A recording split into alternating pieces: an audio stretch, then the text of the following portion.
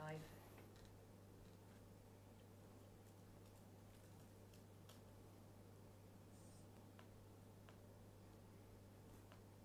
Really? I don't see myself. Yeah, it should be on the Paranormal page.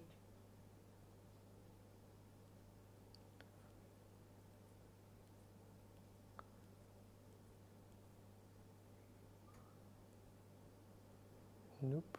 Oh, there you go. Oh no, I don't see it. It's fine. Hi everybody, this is JP. I am now in Kechara Forest Retreat, Bentong, Malaysia, and today is the second week that I'm sharing my paranormal activities. Okay, I am currently in my room, and for those of you who have seen me every morning 8:30 a.m. Doing my meditation, that was at the back of the building that I stay in. Okay, so this is my private quarters here. So today, I will be sharing with you all my paranormal experience after my first one that was in New York when I was in school there. Then subsequently, I have not had any. Then when I graduated, my mom came for my graduation, and with my sister, I think, no, it was just her. Then after that, we went to Europe, on a tour, and my elder sister joined us. And I remembered to this day that when we arrived at Rome, because we joined a tour, we were supposed to check into a hotel that was prearranged, but for whatever reason, there was a mess up, and the travel agency had to move us to another hotel. And I remember when we first walked into the hotel, I was just getting goosebumps all over, and I didn't know. I thought I was just being paranoid, and yeah, just being paranoid. So we checked in. And then after that, it was a pretty old hotel. I think it was built in the 60s or 70s. So I didn't think twice about it. I was just very excited to be in Rome. And then that night, as I was sleeping, because I slept, we had a family room. So there were three single beds. I was sleeping near the window. My mom was right next to me in a separate bed, and my sister was at the end of the room. And I would put my protector amulet that my mom gave me because of my first paranormal experience when I was in New York, and I would carry that wherever I went, back then. So what I did was I had that amulet right next to my bedside table, and I thought, well, because we all know that there tend to be a lot of paranormal activities in hotels for some reason, all right? So what I did was, I put it there, and I said, okay, I should be fine. So I went to sleep. And as I dozed off, just on the verge of falling asleep, that in-between state, where you're just going to fall asleep. Right then, I felt a twitch on my toe. And I just woke up, and I was like, wait a minute, what's that? And I sat up, and I was like, hey. Because it was either a twitch or somebody walked past me. It felt like that. And I thought maybe my sister woke up or my mom, but, they were both sound asleep. Then I was like, forget it. I was like, it can't be that haunted, right? Because I have my protection amulet there. So I didn't think twice. I went back to sleep again. And I don't think I was even falling asleep. I was just laying in bed trying to fall asleep.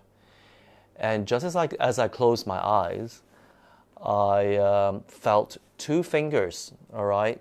Two fingers run right across my knee, right across. And that is not a twitch. It was two fingers that ran right across my knee, and I freaked out because there was a huge gap between my bed and my mom's bed. And when I opened my eyes, my mom was just on the other bed, and she wasn't even at arm's length. And I was like, oh no, what's going on? Because I thought that the protection amulet was supposed to protect me, and for whatever reason, it wasn't working. So I was freaking out in bed. And I looked around. I couldn't see anything. I grabbed the amulet and I just held it above my chest. And I just stayed in bed by myself quietly because I didn't want to freak out anybody. And I fell asleep in fear. So when I woke up the following morning, during breakfast, I asked my mom, I was like, hey, because my mom is very sensitive to paranormal, to spirits. I said, do you feel anything funny about our room? And she was like, what are you talking about? And I told her what happened last night. And she's like, nah, don't think too much. Whatever it is, it'll pass. Don't worry about it. But he said, I said, are you sure that you didn't feel anything? It's like, nah. And I asked my sister. My sister's like, I don't know what happened, but I was fast asleep because she was like snoring away on the other side of the room. So I did not think about it much after that. But I always remember that when my sister and I would walk up, because it was like a 3 or 4 story hotel, and instead of waiting for the elevator, I would just run up the stairs with my sister. And every time we walked past that floor below our room, for some reason, that floor was just pitch black. No lights were turned on. It was just, and we would get like goosebumps, and both of us would just freak out and just like run real fast.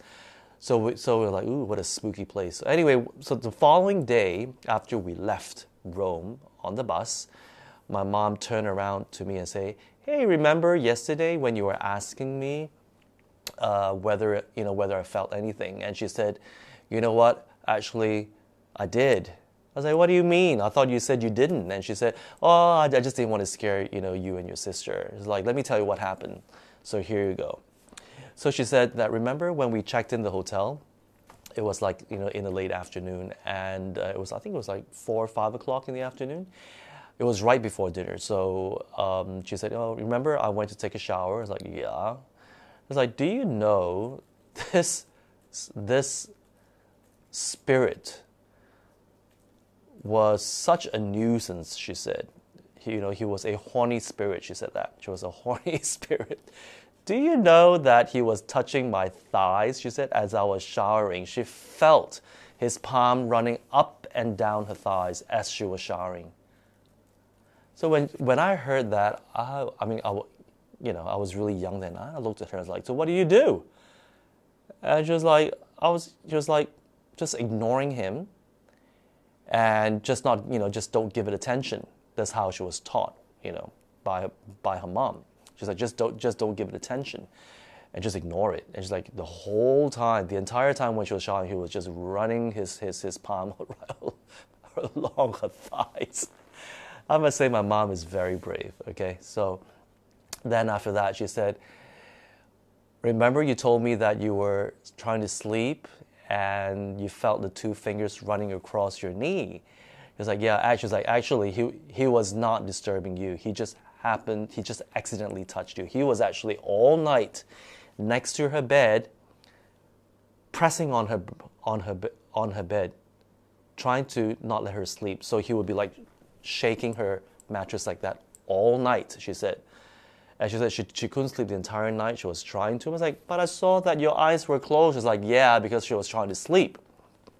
So I said, oh, okay, so what did you do? It's like, nothing, just ignore her. I was like, but she's like, this spirit is damn horny. She said,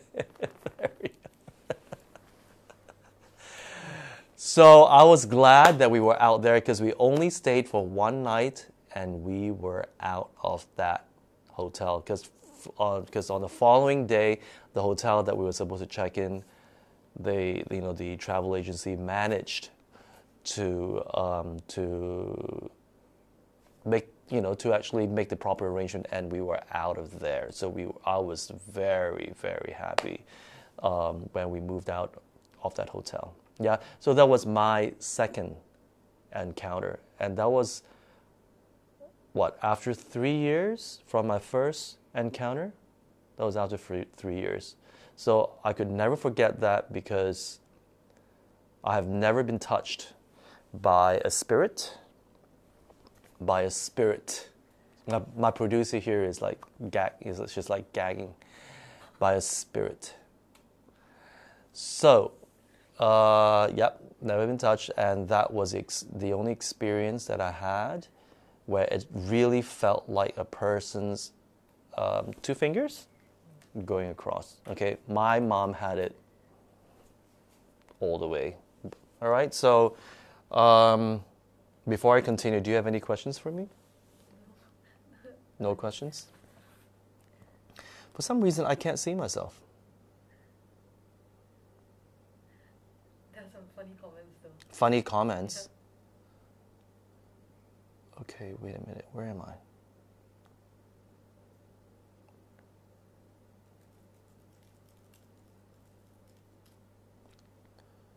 Hi, Cochran. Oh, I can only see a few people here. The rest are cut. Hi, Sharon. Thanks for joining. I know Sharon loves to listen to these experiences. And waiting. Hi, Lily Ng. Oh, hi, Lily.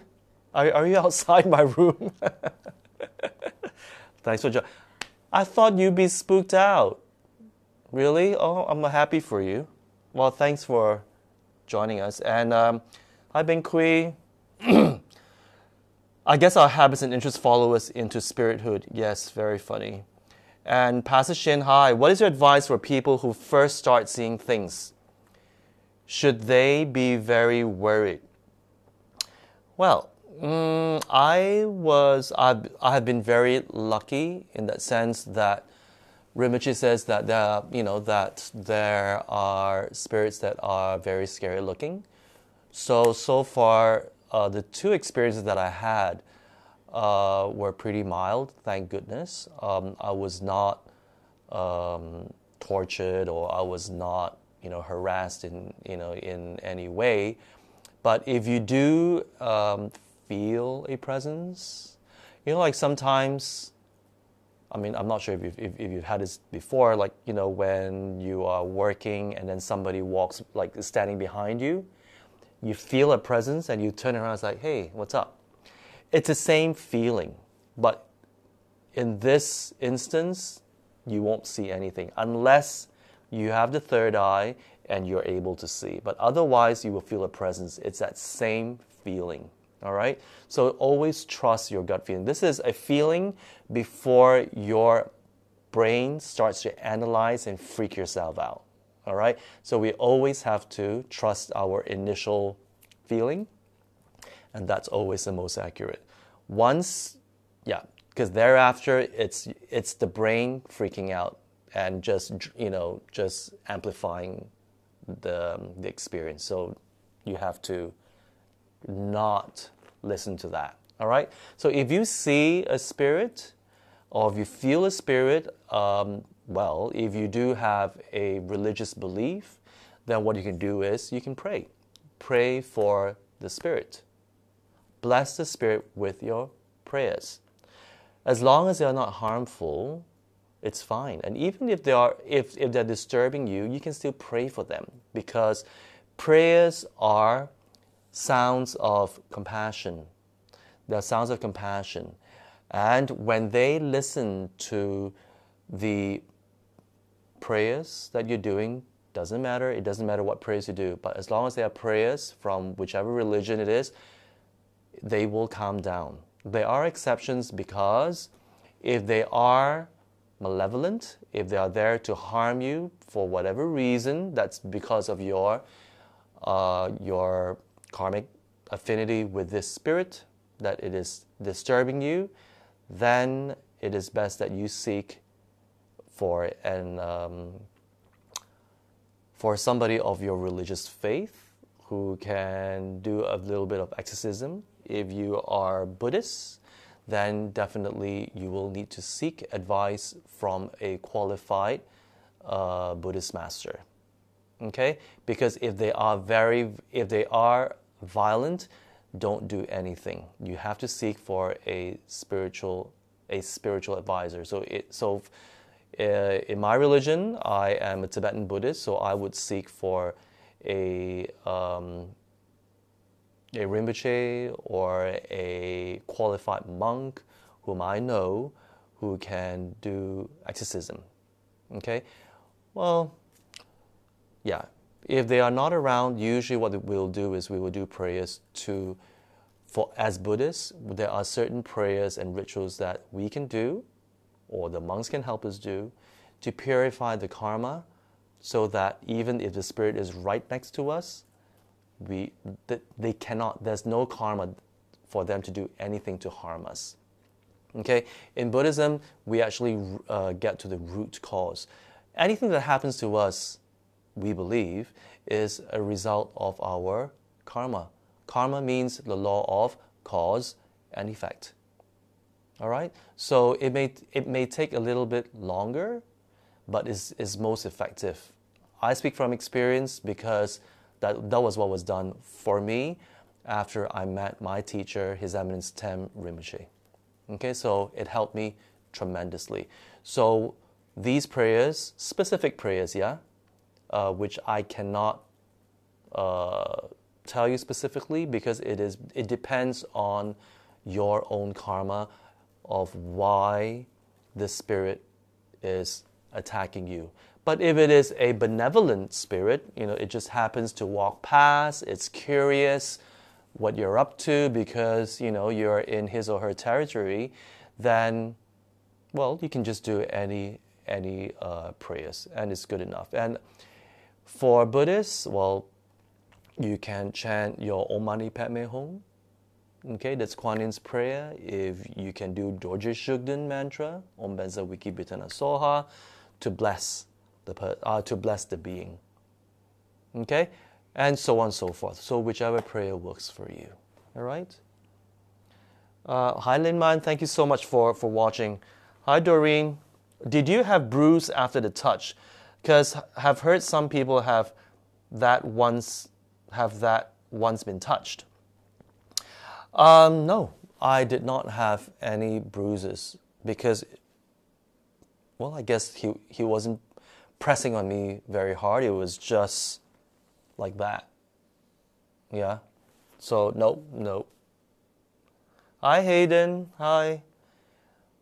Oh, Ken is watching. Hi Ken. Hi Lily. If you see things like this, does this mean that your third eye is open? Yes, it means that your third eye is open. All right? Hi, Pastor David. Can you give advice to people who travel and often visit hotels in such places on what they can do to protect themselves? Well, like I said again, in my faith as a Tibetan Buddhist, what we do is, I do my daily prayers, and in my daily prayers, there are a few prayers that I do that's been taught to me by my teacher to help me purify my strong affinity actually with spirits. So in that way, it also protects me. Yeah, from any spirit disturbances. But if you don't have any religion, you don't have, you're just a free thinker and you're open to trying, what you can do is before you sleep,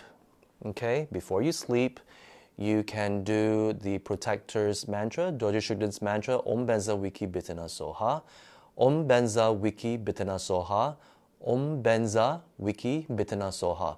As you are doing that prayer, you request the protector to protect you when you sleep. Okay? And if you have an image, you can Google that, Dorje Shugden. You Google that, you can print out an image of Dorje Shugden and you can laminate it into into something that can fit in your wallet. Just put it next to you, and when you do your prayers, you just visualize yourself. You just visualize a golden light coming from the protector, coming to your head, and then you're just immersed in this golden light of protection. You can do that, okay? When you do that, then you request for Dorje Shugden to protect you when you're sleeping. It's very easy, so you can do that, and then you'll be protected. All right? Hi, Rodney. Wow, welcome. Thank you. Thank you for joining. I hope I won't spook you out. Kok Nguyen, have you encountered any malevolent entities before? Yes, I have. I encountered, moving forward, because after my experience in Rome, for years, I never had any more paranormal experiences. Then after that, I think it was at least 10 years later. Yeah. Then I remember all of a sudden, I would see a spirit in my room. And I was living with my parents back then. And I've never had any spirit disturbance ever staying in that house. But all of a sudden, I noticed that I would see a spirit. And I just didn't think twice, because at that time, I would come home late. So when I told my mom about it, because she's very sensitive, she's like, no, I don't feel in our house. Our house is fine. It's like, it's because you've been going out partying late at night and something must have followed you back. And that's what she would always say to me, to discourage me from going out. So I just ignored that. So I ignored that. And but during that particular year, when I saw that spirit, it looked like a normal human being. I could see right through this human being. Because when I first saw, I don't remember vividly, because I have had hundreds of encounters, so I don't remember which was the first that I saw, but I remember seeing someone in my room, and I thought that it was a burglar that was in my room, so that freaked me out more, okay? But then when I took another look, I could see past this being, and it was like a hologram.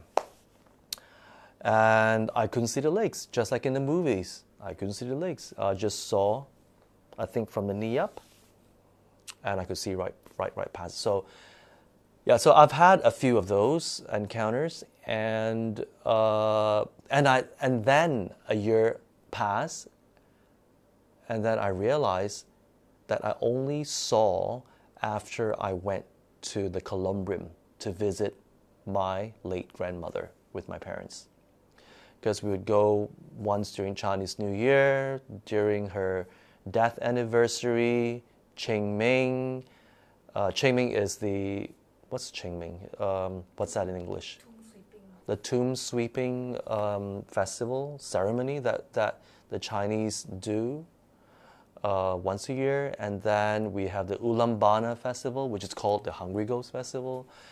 Her birthday would go. So 5 times. Yes, we go. So I remember 5 times in that year, there was a different spirit in my room. And I attributed that to my visits to the Columbrium. The Columbrium is a building where you keep a person's ashes. That's what it is. All right? And there's this Taoist practice, which my mom does. No, she's a free thinker, but whatever works for her, she'll do it. So it is said that you're supposed to bathe yourself with 7 types of flowers to remove whatever negativities or entities that are latching onto us. And at the same time, you're supposed to use the kaffir lime leaves.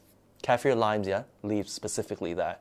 And put it in the water and bathe yourself with it to cleanse your body again from any type of spirit entities that would latch onto us or follow us.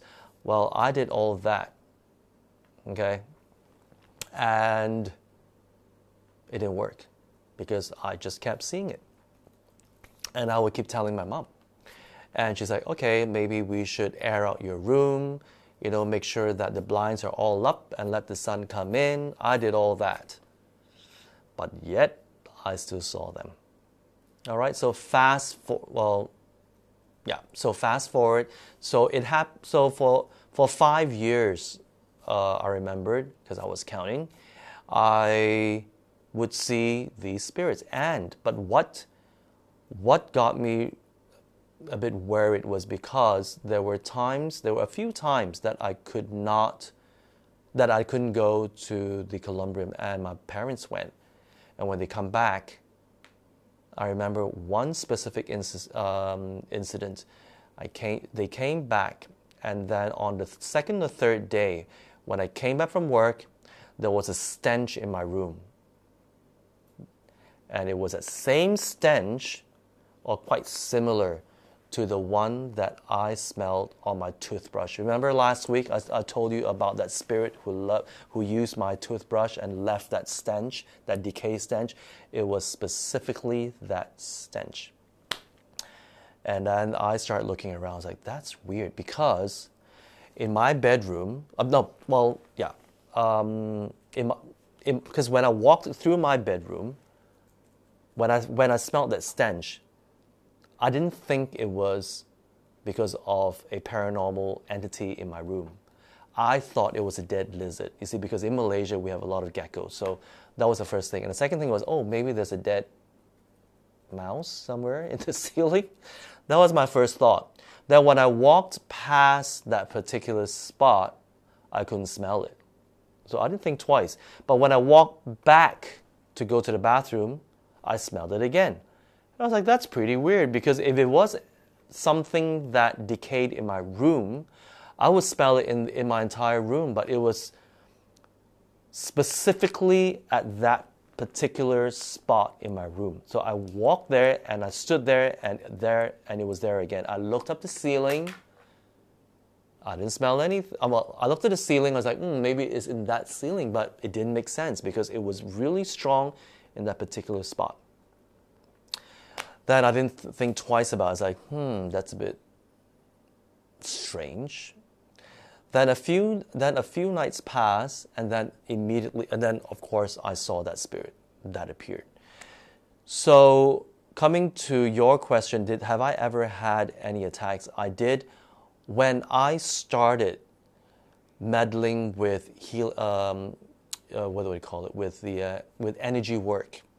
All right, because I spoke to one of my friends, and I was like, this is really strange, because the Chinese always believe that if you see spirits, it's because of your bad luck. And I said, it's been 5 years, and I don't feel like I'm going through any bad luck. It's just that I keep seeing spirits every time my family or myself go to the Columbrium. And I remember him saying, I have a friend who maybe, who's actually very experienced in these sort of things, and maybe she could shed some light. And he's like, I have he said that he had a childhood friend who's a Catholic in Malaysia, and she had similar experiences, but as a Catholic, they don't meddle, they don't communicate with the spirit. Yeah? So she's been ignoring it. So after she was married and moved to Melbourne and had kids, the spirits were trying so hard to get her attention. They made her children sick. So she had no choice but to seek for guidance. So he said that he connected his childhood friend with this energy healer. And I said, okay, sounds good. So let me find out why they keep looking for me. So I did, and she sat down with me, and she said, it's very simple. You have an aura as a healer. Now, I didn't know what that meant. I was like, what healing are you talking about? And she said, your aura is predominantly indigo and green. And that indicates that you can help the spirits. So when I heard that, I kind of freaked out internally with a poker face. And I looked at her and I said, you know what? I'm not interested in healing the spirits. Now, this is before I joined Buddhism, yeah? So I said, I just want you to tell me why they're looking for me and what can I do to expel them, okay? Because every time after they visit me, I get very tired the following day, and that irritates me. And because I was suffering from insomnia back then, so it didn't help that they always come and visit me at around 3-4 o'clock in the morning. So she said, no, this is God's gift, JP. This is God's gift. You must. This is your purpose. This is God's gift to you. So you should help them cross over. I didn't know what that meant. I was like, what do you mean? It's like, you just have to visualize a white light coming from the sky, just shining over you for protection, and then another one shining on that being. And you request the being to cross over. And according to her, she said that they know that you can help because of your aura. And I told her, you know what, I really don't want to do that because I don't feel comfortable. She was like, you must believe me, this is God's gift for you, so you should. So, for 1 whole year, nothing happened to me, and I forgot about it. But my attacks started a year later when I was seeing spirits again, and I just succumbed to it. I said, okay, fine, I will call in the light, and I'll do that. And when that happened, I had what they call a psychic attack. And when I have those psychic attacks, anywhere, okay, broad daylight, anywhere, anytime, I felt a hand going right into my chest and squeeze my heart. Literally, a hand squeezing my heart. The first time when I experienced that, I thought I was having a heart attack. Yeah, that's what I thought. And I was in my 30s back then, in my early to mid 30s. So I freaked out, and I was like, but I felt a presence specifically, and I felt a hand. So, and I read somewhere that if we're experiencing a heart attack, you're supposed to raise your arms, and if you're having a heart attack, you won't be able to raise your arms. So I did. It's like, that's strange. So I called up the energy healer and I asked her, I said, I don't know what happened, but I felt the hand squeeze my heart. And she said, just give me a moment, let me zoom in. So she went into meditation and she scanned, she did her scanning from afar. And she said, oh, you've just had a psychic attack. The dark side is trying to stop you from doing God's work. I was like, say that again. She said, the dark side is trying to stop you from doing God's work.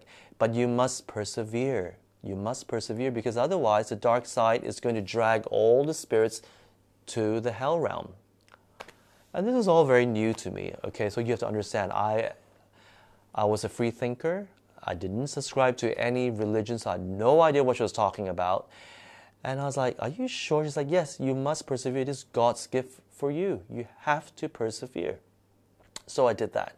So every time when I'm eating, when I'm walking, when I'm with my friends, and if I just jerk like that, because I would tell my friends of all my psychic attacks. Every time I jerk like that, they will look at me like freaked out, like, uh-oh. Don't tell us. We don't want to know. Just don't tell us. So my friends would all freak out. Yeah, so for those of you who are watching, I think you guys know who you are. Okay. Hi, Sumei, ni hao. Hi, Celeste. Kenny. Hi, Kenny. Hi, King Hoi. Thank you guys for joining me. Question? There's more question? Yeah, a lot. There's a question from Sophie. Sophie Lim? Yes. Asians have a belief, is that it? Yes. Asians have a belief that we should knock on the door before entering hotel rooms. I wonder if it's the same in the West. Did you knock? Well, coming from an ex-hotelier, we knock the door just in case the front desk messes up and there's somebody in the room, not for spirits. Okay, so I've not heard that before. So I'm not too sure about that. But if any one of you have heard of that practice before, well, let me know. Bing Kui, how does one close their third eye? Well, you can close your third eye using as an energy healer. As an energy healer, you can. Okay, there are ways to do it. There are ways, but then again, as a Buddhist, now that I know better, it is best that you ask your qualified Buddhist master to help you close your third eye. But once you close, you see, there are two ways. There are two things that will happen. Your master will either close it for good, or they will just do a protection over you. But you can open it back again if you want to in the future. Okay? And the reason for that is, as Buddhists, when we pray that we help all sentient beings, that would also mean human realm, animal realm, and the spirit realm. So when we become a qualified practitioner, Buddhist practitioner, we would be able to help beings in the spirit realm. Okay, so sometimes we may not want to close that for that reasons. All right? Hi, JC. Hi, Jace. Hi, Adrin. What's this? Sharon Ong. What are the signs that someone's third eye is open? What are the signs? Well, there are many signs. I have heard my friends saying that there's a buzz right here. Literally, this third eye buzzes. Either because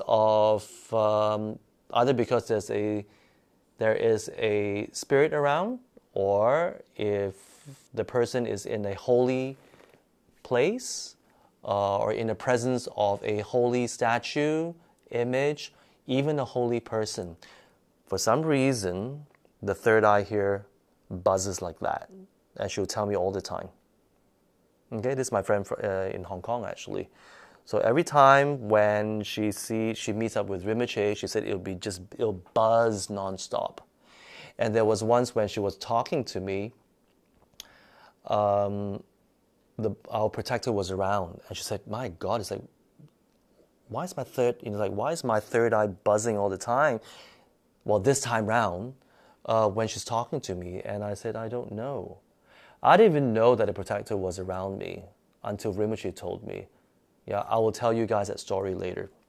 So it wasn't. Is that considered paranormal if the protector was around? I don't think so, right? Spiritual. Yeah, it's spiritual. It's not freaky. Well, I might as well tell you guys. So I was talking to her, and I was counseling her. This friend of mine, and and as I was talking in a restaurant, counseling her, and I told Rinpoche that, okay, I'm going to talk to this friend of mine, who's going through certain personal breakdowns, so I need to talk to her. So I did. And every time when I was talking to her, I don't remember what I said, I would feel somebody hit the back of my chair.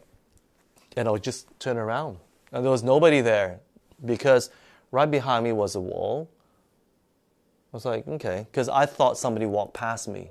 Okay, that knock was very distinct. The chair just went like that. And she looked at me and was like, "What's wrong?" I was like, "I don't know." It's like, "Oh, I just felt somebody knock my chair." And it happened to me 3-4 times throughout my conversation with her, and my conversation was like 2-3 hours. So when I went back to Kachar Forest Retreat, and I told Rinpoche about my talk with this friend of mine, and and how she was saying that there's a buzz, like she keeps feeling a buzz. And she's like, but you're not a holy person, JP. Why am I feeling this buzz? I was like, I don't know. Maybe you're feeling a spirit around me. I don't know. But you see, I didn't feel any spirit around me, so I couldn't understand it either. And Rinpoche said, well, because the protector was around you, JP. I was like, really? It's like, yes, the protector was nudging your chair, saying that whatever you're telling her, it's you're on the right track. I was like, oh, wow. That's fantastic. I've never had that experience before. Yeah? So I was very happy that the protector was around me and nudging me to say, like, keep, like, you're on the right track, keep talking to her. So that was good. So one way is this, that you see a buzz, that you experience a buzz. Another way is you visually see it. You visually see the spirit. Okay? And you will know that you're not hallucinating because you always trust that gut feeling. Whenever you see, whether it is a silhouette, a light silhouette, or a dark silhouette, before your brain jumps in and starts freaking you out, you trust your gut feeling. You will always feel that there is a presence there. Even with your eyes closed, you will swear that there is somebody there. It is that knowing that you just can't explain, but you just know. Just like I said just now, how like there are times when a person is standing right behind you when you're working, and you feel somebody behind you. It's that same feeling. You just know. All right? So, well, if your third eye is open, you see. You hear. Okay?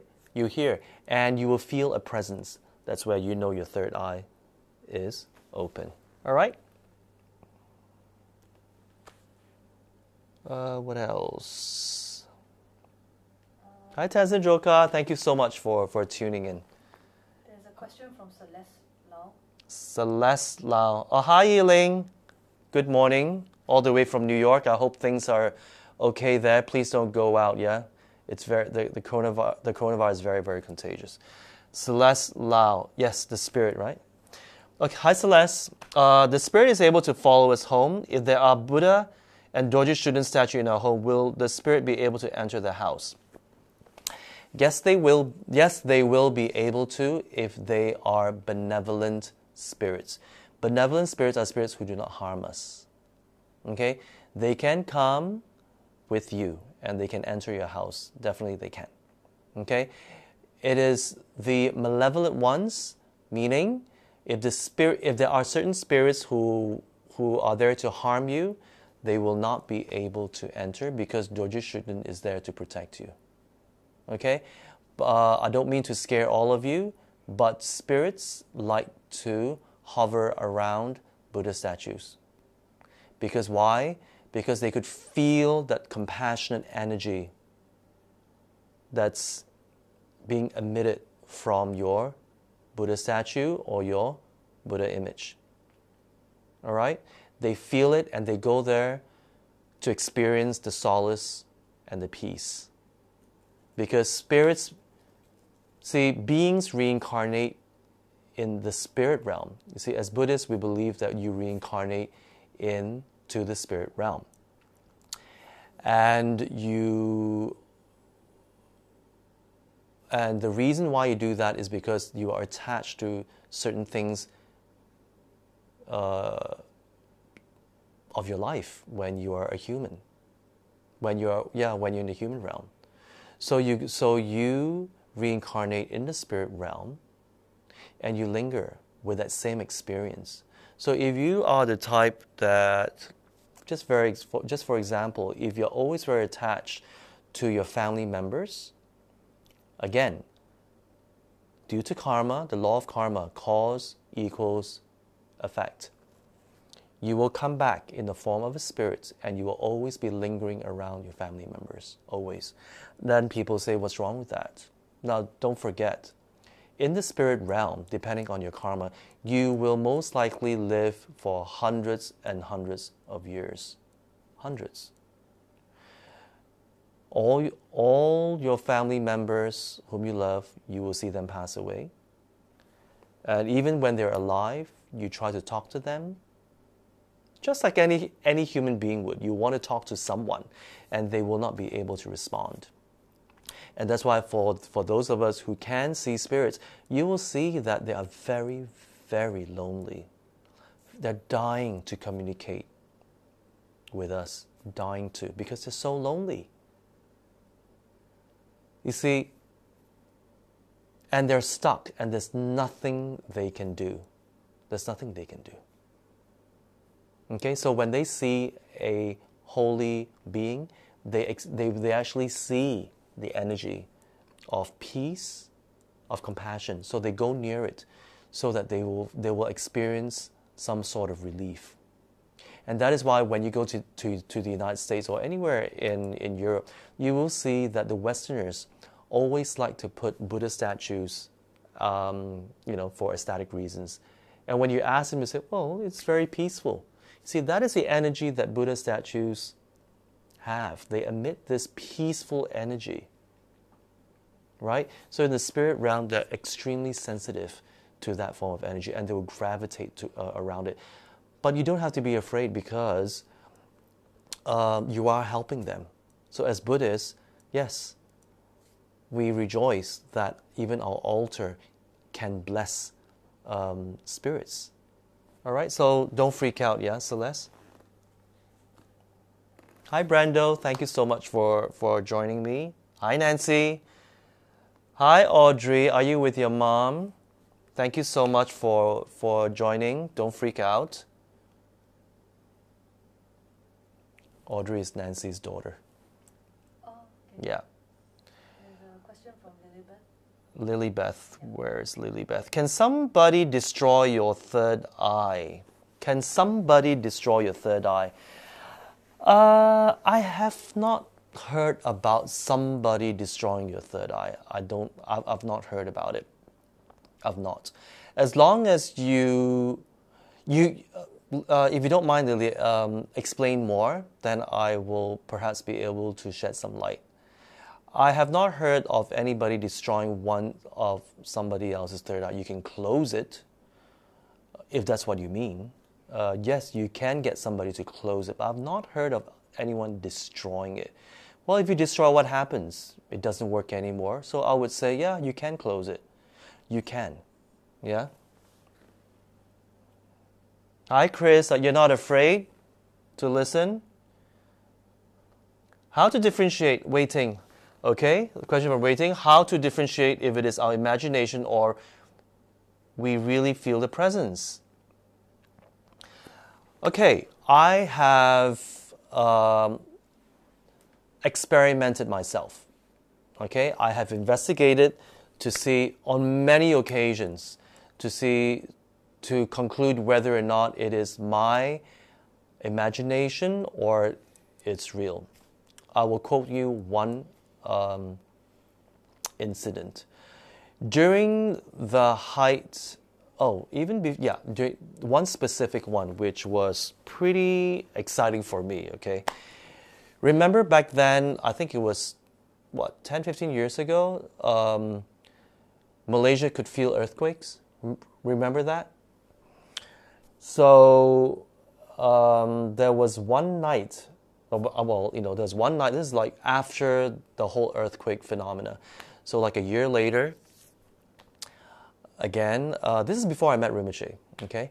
So, a year later, I was woken up in my sleep because I felt my whole bed shaking. And immediately I thought, must be the earthquake again. Because you see, back then I was a very light sleeper because I'm an insomniac. So any flicker of light, any sound, I'll be awake. Okay, that's how light my sleep is. So when I felt my bed shaking, I thought it was an earthquake. And I opened my eyes and I looked around to see, if things are falling on me. Because it was that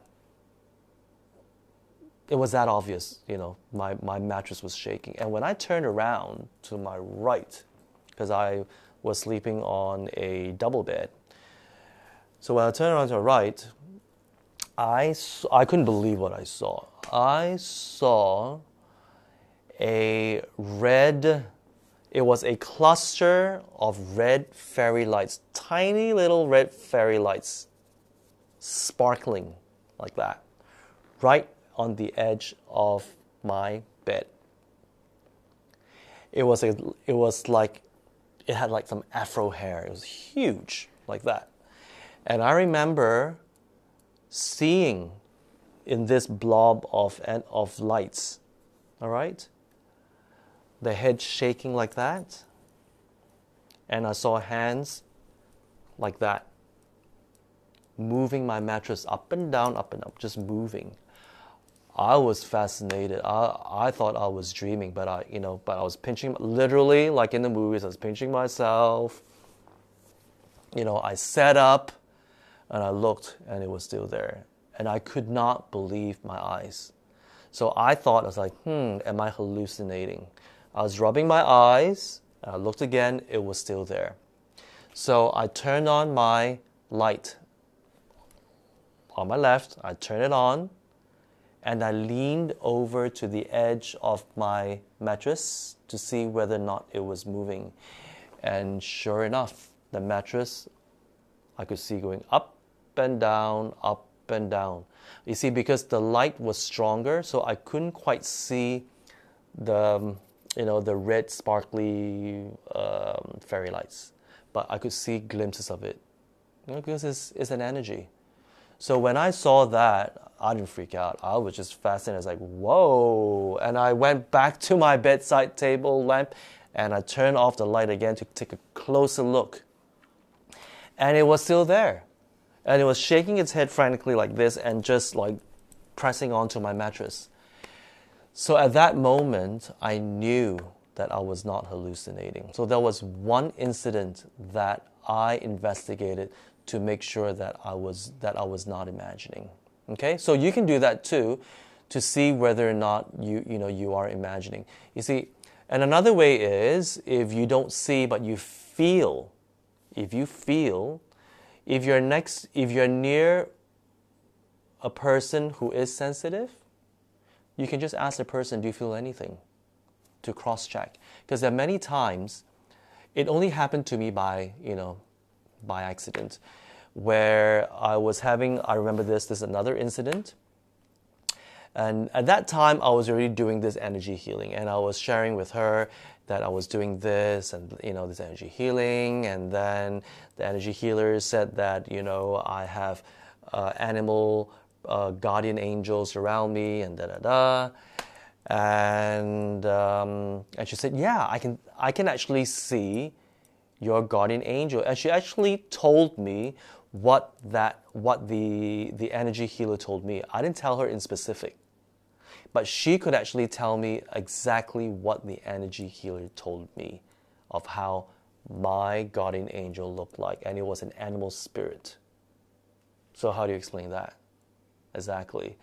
And during that conversation, we were talking, and then all of a sudden she looked at me, and she's like, Do you see what I see? I was like, what? What do you mean? It's like, don't you see those two waiting outside the restaurant looking in at us? Then I pretended not to know, because I already felt them, and because it was very bright, I couldn't see them. It was bright because it was during lunchtime, so I couldn't see the spirit, but I could feel the presence was very strong. There were two of them looking in, and I looked at her. I was like, "Oh God," because I thought I was imagining it. Because when I first started with the energy healing, there were more paranormal activities, and I was just seeing so many, to a point that I just couldn't believe that Kuala Lumpur was so haunted all of a sudden. You know what I'm saying? Because it became a daily affair. So even I was questioning myself. So she's like, "No, you're not imagining, because I could see them." I was like, "Okay, good. then I'm relieved because I thought I was just imagining it. Yeah, so that was another instance that I cross-checked to make sure that I was not imagining it. All right? Hi, Kenny. Thank you so much for joining. Kenny is one of our architects. You sing. Hi, you sing. Other than spirits, have you had any experiences with demons? Are they similar to spirits? Demons. Let me think. I don't know what you would deem as a demon. I guess spirits that attack and create harm, I would call that a demon. Yes, I have had those experiences. There was one particular one that I had when I was fast forward. Yeah, this was just quite recent. This was 5-6 years ago when a group of us went to Los Angeles with Rinpoche. And for some reason, we have this affinity with haunted houses, okay? I don't know why. So there was this beautiful house in La Habra. La Habra, right? Yeah. Yes, La Habra. Hi, La Habra. People from La Habra, hello. Yes, it was a beautiful hacienda bungalow, Spanish style, with 1 acre land. So we loved it. It was on the top of the hill. I was like, Rinpoche is going to definitely love this. And one of our colleagues found it, and we were so happy. So we all went there with Rinpoche, and then Rinpoche said, oh, do you see a spirit right there standing at the door? I was like, I feel a presence, but I couldn't see it. Yeah, but Rinpoche said, oh, it's fine. It's just staying here. And so I walked in, and there was a particular room at the back, which was right above the basement. There was one particular room that that was like really, the energy was really strong there. So then after that, the following day, so we saw it, Rinpoche loved it. He said, okay, let's rent this place. So the following day, I came back again with the agent, to sign the papers. And as we entered the gate, as soon as I stepped beyond, because this was a big compound, so there was a gate with a driveway and the house was there. So as soon as we opened the gate, a roof tile fell right in front of the side door. And mind you, there was no wind, nothing. It was a very still day. And when that happened, immediately I sensed a message, and it said, get out. So I immediately told Rinpoche, before I could even step into the house, the spirit pulled a tile out of the roof and dropped. And the message I got is, get out. And Rinpoche said, it's fine, just go in, you'll be fine. So I did. So I walked in to check on the house, and everything was fine. But I kept getting the message, get out, get out, get out, get out, get out. So fast forward. Now, this was the only house that we've lived in with Rinpoche where Rinpoche had to put up a lot of wrathful Buddha deity pictures and also mantras above the doors. Every door and outside of every balcony actually. I didn't think twice. It's like, I just thought, I guess Rinpoche was in the mood to hang up all these wrathful Buddhas. I didn't think twice. I thought, maybe it's, of course, another part of the spiritual part of me was like, okay, well, I guess Rinpoche wanted to bless whatever beings were in there. So 6 months later, we moved out of the house and we had to pack everything. So we were packing, and then the last thing that we packed were the raffle Buddha posters, and we have to remove all the mantras. Okay, these are prayers that are printed out and framed and put on top of the door. So we did that.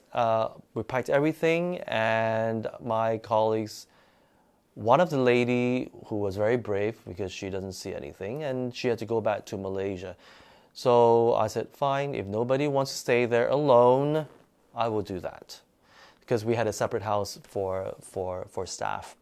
So I stayed there that particular night, and as soon as I turned off the lights, I laid in bed like that, and immediately I felt something outside my window. Okay, so I was laying down, it was right there. Something, and as soon as I turned my head towards that window, there was a green mass of fairy lights. Okay, it was like this blob of energy, but it came in the form of fairy lights, and it was on the ground almost like an ape, like a quite a big size, like maybe like not a gorilla, like a chimpanzee or something, but it was big, and it was just charging towards me, and before I could do anything, it was already on top of me like that. It was pressing me down, and I was sleeping on the side like this. So before I could just like turn around and do my recitation of prayers, it was pinning me down, and I couldn't move, and there was this buzzing sound already. It's like zzz, like that. I knew that thing was not happy with me, because that, they didn't want me, they didn't want us there. So that night when we took out all the protection, the posters and everything, it just pounded on me. It just pressed me down. So what I did was I was struggling real hard. I was struggling because I freaked out, because my instincts told me that this was not good news. It wasn't good news. So immediately I recited Dorje Shugden's wrathful mantra. Let me think. Om Benza Wiki Bitana Rakya Rakya Hong. Om Benza Wiki Bitana Rakya Rakya Hong. Om Benza Wiki Bitana Rakya Rakya Hong. I remember that specifically because I was reading Rinpoche's article, and I was like, I wonder when I would be able to use that. So I used that. That was the first time I used it. And once I recited 3 times, not in my mind, but, through my mouth, with my mouth, I recited, and I blew onto the spirit. And that spirit literally repelled and left my room. And I stayed there for a few more nights because we were busy packing, and it never came back. So that I would call that a demon, because I knew deep down that it wanted to hurt me. Okay? So thank goodness for Dorje Shugden's wrathful mantra. That helped. All right? I think it's almost 11. I'll take the last 2 questions. From Ron and from Sophie Lim. Okay, Ron. Hi, Ron. And Cynthia is watching. Hi, Cynthia. And Chong Xuan, if I have pronounced that correctly. I'll take the last 2 questions, yeah? What's your take on sleep paralysis? Is it a normal physiological response or spiritual attack? Well, based on my experience, it is definitely not a physiological response, because you see, I can see spirits and I can feel them. Even before I was having this, what you call a sleep paralysis, I was wide awake, so I was not even asleep. And I saw that thing coming to me, and as soon as that thing pounced on me, I couldn't move. So I knew that it was not a physiological thing. And you will always hear this buzz. There's this zzz sound always, and you will know. Okay? Other sleep paralysis would happen when you're in between your sleep state and when you awake. You're right at that threshold right there. Okay? You are sleeping, but you're on the verge of waking up, and you know, and you can feel and sense your room, but you're just not fully awake yet. During that state, many people get sleep paralysis. But you see, there's always this phenomena that happens before you're paralyzed, and it's that buzzing sound. Zzz, because in Buddhism, we study that there's a form of spirit that always presses on you. Yeah, it always presses on you. And I was told, I forgot, is it Rinpoche? Or somebody told me, I think it's Rinpoche, never sleep with your hands. Some people who does this, they like to sleep with their hands like that. Don't do that, because if you have the affinity or if you have the karma with spirits, they will love to press on you. I don't know why. All right. I know, I think maybe Pastor David, he sleeps like that. I think. You don't know? Okay. No, because we used to all share, a room in the boys' dormitory. So one of you, I forgot, and they always sleep like this, like the pharaohs of Egypt. I don't know, but it's spooky. I don't know, but I remember this person sleeps like that, and I was like, Rinpoche says you should not, because spirits would like to press on you. Okay, I don't know why, but they have a tendency to press on you if you do this. All right? So yes, so based on my experience, it is definitely not sleep paralysis. It's definitely not physiological response. Okay? Sophie Lim. Sophie Lim. Is that our Sophie ma'am? Yes. Hi, Sophie. Does the colors represent anything? You mentioned red lights and green lights. Thanks for your interesting sharing. Oh, you're most welcome. I don't know. I have always been wondering, but because I have other experiences, again, of spirits that came in that form it was beautiful. It was just this tiny, it was like molecules of lights, just dazzling, but one was in red and one was in green. And you see like these lines connecting all the dots. So it was like a mesh. It was like an energy mesh. It was beautiful. Yeah, but they were there to get my attention. But I don't know. That's a good question. I've never asked Rinpoche if there's any significance to the colors, but I think it's because Rinpoche did tell me there are so many types of spirits out there, just like insects. There are billions of different types of insects. Same thing in the spirit realm. There are so many types because, I would be so fascinated every time I see something that wasn't just a normal hologram of a person. They come in all shapes and size. They come in even in with the smell. I mean, this is funny because I could distinguish between a male. I mean, just by smelling, I could tell whether it's male or female. And I've told this to a few of my friends, and they gave me that really weird look. A female spirit, for some reason, has a very fishy smell. Okay? Yeah, I know, it has a very fishy smell. It's like rotten fish. Don't ask me why, but that's my experience. A male spirit will have that same decay, earthy smell, but without that fishiness. Okay? I don't know why, but that is how I experienced them.